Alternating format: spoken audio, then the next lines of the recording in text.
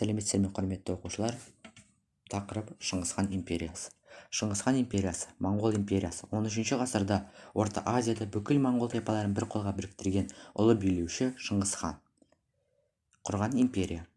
12-13 ғасырдан бастап Орта Азия мен Қазақ даласында қалыптасқан әлеуметтік саяси жағдай қуатты көшпелі тайпалар одағы билеушілердің арасында басқа тайпаларға өз үстемдігін орнату жолындағы текетірес күрестің одан әрі күшеюімен сипатталады.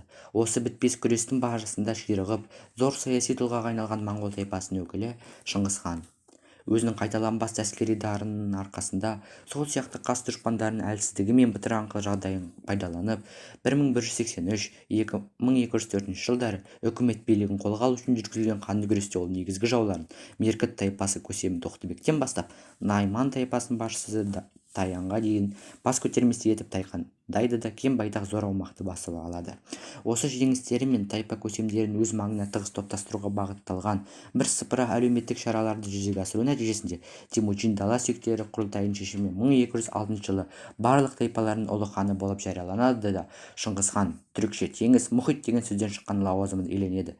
Ішкі саясатта Шыңғысхан мемлекетті басқару ісін бір орталықтандыруға барынша күш салады. Түркі моңғол тайпаларын мыңдық деп аталатын әскери әкімшілік бөліктерге бөледі.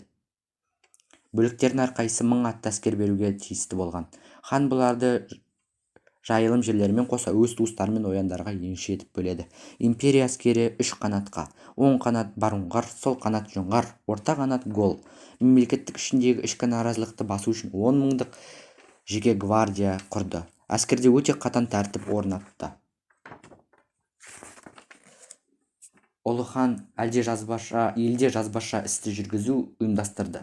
1206 жылы ол ұлы жасақ заң ережелерін бекітті. 1207-1211 жылдар аралығында Шыңғысхан Сібір мен Шығыс Түркістанды шауып өзіне бағындырады. 1211 жылы Си мемлекетіне әскери жорық жасады. 1215 жылы Пекинді басып алады. 1217 солтүстік Қытай бүкіл аумағымен оның билігіне көшті. 1219 жылы Корея патшалығы Шыңғысхан әскеріне тізе бүкті. Енді ол қайтыс болар алдында балаларына ұлыс бөліп берген болатын. Кіші ұлы Төлеге Моңғолия, үшінші ұлы Үгедейге Батыс Моңғолия, жоғары Ертіс пен Тарбағатай маңы, екінші ұлы Шағатайға Шығыс Түркістан мен Жетісу Мәуереннахрдың көп бөлігі, үлкен ұлы Жошыға Ертістен бастапқа